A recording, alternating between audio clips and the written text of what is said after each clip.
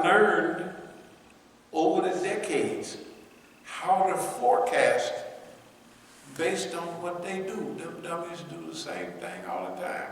Anyway, let me get on. You know, Yeah, go ahead. You used to talk about, you used to tell a story about, I don't know if it was the first black man in Congress or something. The last, from Reconstruction. Right. Yeah. I was thinking about that. Maybe after the talk, you can, because I wanted to put that back in my memory bank, because I was thinking about it not too long ago. But, Well, I'll tell you exactly. Because it seems to fit. No, our friend told me about it that's over in Iran. And he used to work for Kayhan, you know, I don't know if you remember Kayhan, the Iranian newspaper, Kayhan in English, Kayhan in Arabic. And so he worked for Kayhan in English. So there's the little picture I don't know. So he's the one that told me that he did real research, and what he did was he realized, this is maybe around 1901, the last Reconstruction congressperson, they was interviewing, the black people was interviewing this. Well, you're not well read, you don't even read and write, you don't, but you've had a perfect voting record. How did you do that? He said, well, my old slave master, he was in the Congress too. Whenever there was a vote, if he raised his hand, I kept mine down. If he kept his down, I raised mine. Simple. That's how I did my perfect voting record. He had an excellent voting record on everything that was good for people. You know what I mean? He had a perfect voting record. Why? Because the slave master, he's sitting in the back of the old slave master. And the slave master was in the Congress too. Slave master raised his hand, he'd keep his down.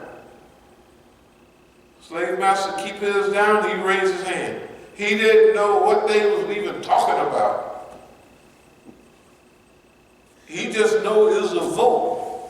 I mean, as time went on, he improved. But that was his system. And it worked. Whatever boss man raised his hand about, he kept his down, and whenever he kept his down, he raised his. This was, this is unique. Can you imagine the information that we're getting, how bastardized and cut up it is? If they say Venezuela is bad, you know Venezuela's, I don't know, maybe still even helping black people with that Citgo stuff, you know, the free, not subsidized oil. And they being oppressed, but America ain't never subsidized or helped nobody, right? But they help people in Brooklyn and all that just with, you know, oil. But now Venezuela is bad. So when they say Venezuela is bad, we know Venezuela is good. Why they tried to kill Hugo Chavez, and then he pops up, he comes back and lifts up the whole Latin America. 5-10 years ago, they were saying how Latin America dumped the U.S. and prospered. It was prospering. Brazil and all of them had these leftist governments and those that they were coming up. Now boss man had come down there and slapped everybody down. Yeah. And Venezuelan oil, good old sweet oil, they want it. I used to live in Venezuela, and Venezuela, it was Venezuela, Brazil, and one more country that their passports was the best in South America. You know, it was like an American passport already, almost. So anyway, back to, we talked about leaderless resistance. Now we want to realize that there's another part, that we can double up on this. See, when we begin to educate and teach and train these young people, we let them go. It's a game, it's fun. One group is to draw attention to themselves, and they plug into everything that draws attention to you. You type into that, they're going to be watching you, they're going to be this, that, and the other. You know what I mean? It could be several different levels. But see, the thing is to make it a game, like we do. Make it a game for young people. And no matter how much oppression comes to them, it's all a game. You see what I mean? And that gaming environment and that team environment, it makes them bounce off each other and excel. See, this high-tech stuff, in order to check those big giant companies and these big power, it's going to take those young high-tech kids. They have to organize. We put the information out. Basic organization, basic structure, what the purpose it is. You have one team for this, one team for that, one team for this, da da da da da da, and they start messing around. After they start messing around, you just let them go, because they're going to start to do everything that's good for themselves. It's simple. It's just that the people don't have confidence in them because they don't realize all big change came from mainly the campus. The only difference is now that the kids they would be active in the first 2-3 years on campus. Then when they get close to getting out, they'd start sending out resumes, and they wouldn't be Nicaragua, this, that, and they wouldn't be doing that anymore. They would still feel for it, but now the real world is coming in. But the poor kids now, the real world is hitting them day one. Can you imagine a poor kid graduating with $50,000? I dare say, I've heard $100,000 is not a big deal. Is that true? Debt? Debt. That's honestly, I don't even know. Well, they're saying about 100,000. That's what I'm hearing. I know But that. that's the debt you have to pay. Right. And they don't have no job for you. If it is, you work 3 jobs. You know what I mean? So you start out your life in debt. That's just that debt. That's not the credit card debt, and that's not all that debt. When you look at America, how many people you think don't have debt? It's just 2, 3, no more than that. That's all. Everybody has debt. They use that plastic, and they give it to you. They chase you down. You gotta have this, man. On Hey, campus? huh? On campus, they Yeah. definitely do. Everywhere they're chasing the people to make them go into debt. Because they bundle all them debts together and sell them to some Arab or somebody. You know what I mean? Like they did all them houses and all of that stuff that was going bust 15, 12 years ago. They bundled all that up and sold it to other people. And then they cashed in. This new thing about money, and it's not like it was before. They done changed the whole thing with money. Money is to make more money. It don't have nothing to do with the old rich get richer and the poor get poorer. That's still basically true. But when they give money away, when you can't earn no money, interest on your money in the bank, right? If you got $1 million in the bank, when it was 10%, that means that every year you'd get $100,000. If you had $1 million in the bank, it was 10% interest. It ain't been that in out of a zillion years, right? Okay, what is a 0 point? If you got $1 million in the bank, you might get $25 interest. Can you imagine? Why are they doing that? Because the government, the bank don't need your money and my money. That's why they're charging me and you now for everything. Remember all the free stuff the bank used to get? You used to get all that free, right? Now you don't get nothing free. You gotta pay for paper and transactions, and if you don't have this much in your account, you gotta, right? Before, the bank wanted your money so they could loan it out. Now, it's 0.1% interest. They print free money and they give it to the bank.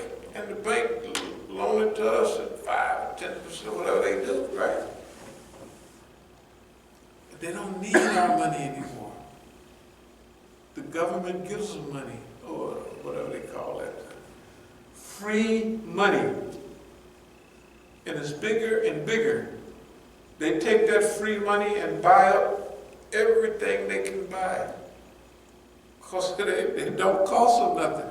It ain't no, they gotta pay 1 point something or another percent on the money. And so what if they fold? You don't care. They fold, just fold it. Just give us some more money. Remember the people that caused all the trouble in the industry? What did they do? They got bonuses. Too big to fail. What about being too little to fail? Me and you, we just owe $100,000. That's too bad. You got to pay that. I owe $1 zillion. Well, shoot, we got to fix you up and give you another zillion. 4, 5, you need 4, 5 zillion? That's what they did. That's why the global lockdown, the poor human being have more gadgets and stuff than they ever did, but we're modern slaves. We're modern slaves. We're just slavery. That's what it is. We're not free. That boy is kicking back. Did the doors open already by themselves? Except for that fourth one. That's right, though. That's what it was supposed to do. I think the DVD that you gave me, excuse me for interrupting class, is I don't know if it's a write on the DVD, but when I switched it, that's when it started operating. Okay. And I put the one with the writing in the fourth one. Right. So that No, alhamdulillah. It's whatever it is kicking, and it's always one somewhere along that kicks out and it don't duplicate. Okay. And even if you push it, click it back in, it still don't duplicate. Okay. So it's on the money right now. But anyway, we'll move forward. We're not going to be here too long tonight. This is a global lockdown. What we're doing here is participating in the liberation of humanity. And the struggle is the same old struggle. Good against evil. It don't sound modern and up to date, but this is an accelerated shaitan. Devil, that's all, that's what our war, it's the same war that's been going on. How can battle? just more high-tech than he used to be, right? And he used every invention and everything to mislead and misguide the people. But if we spread the faith or goodness, then Allah will help us from avenues that we don't even have any idea about. Okay, thoughts of things, annex. The one thing I wanted to mention on here is everybody that comes to Juma this Friday, we got all of this remodeling we're starting, and we're going to update all our little property around here. So believe it or not, we need help this go round, because Boss Man has whittled at us for years and years, and it has had a financial effect on us. Now, if you look outside, you see the tow trucks and this, that parked in there. Well, they got a system. If nobody needs that, it's that when they come and do their work here, Boss Man gives them, they have a whole new, they get new furniture, they get a new tow truck. They don't need that. Those old cars in the parking lot, it's just like in California. When they ruin our property, the people walk off and leave it. Why? Because they get all the, they get a whole script. They get new clothes. Think about it. The tattletales. If they leave all their clothes and all their furniture in my house that I don't need and I don't want it there, it's because they get in a whole new batch. Because they leave owing rent for 2 or 3 years. Water bill is $2,000-3,000, right? That's just that ain't and then add the masjid. Okay. We usually can take care of all those things, but we would like to have assistance. And we need your assistance. So everybody that's listening to this tape, this is donate what you can. You already see what we do. We're not going to just tell you over and over again, we do this and we do that. We do what we say we're going to do, and we try to make it even. The one thing I don't want to forget is, this Saturday, see, Friday, the reason we have messed with the roof much is this Friday, we get our donations, inshallah, and then either Friday night or Saturday morning, we'll go get our material for the roof. Why? Because Thursday is cloudy. That's tomorrow, right? Friday is sun is shining, but Saturday and Sunday is 51 degrees and 55 degrees. So we can work Saturday and Sunday if we have to, and we can have our Sunday program on Monday because it's raining. So we got, that's the reason we kind of slowed down a little bit and changed what we were doing, because we didn't have, you know, shoot, man, we in a big time now, I'm telling you. Let's see. Yeah. So Thursday, a little chilly, 39 degrees, that's tomorrow. But Friday, we'll be able to go and buy our material, still 39 degrees. But Saturday is sunny, and Sunday is sunny. Saturday is 51 degrees, which is like burning up right now. And 55 degrees, can you imagine? And this is February. That's what the white man say. So anyway, we give it a try. We give it a try. And the question is whether we just put In the new roof, the question is whether we'll put shingles or, just roll out, and seal it together. I got a feeling we can roll out a roof on, give it a try, gum up all the works and see if that works, and we'll roll with that. That's what we'll try. It's easier and it's cheaper, I think, and we can get it up there where it'll stay and won't blow off, inshallah. So we'll give it a try. But we need your help to do this. That's why the topic is project management, because we have this project.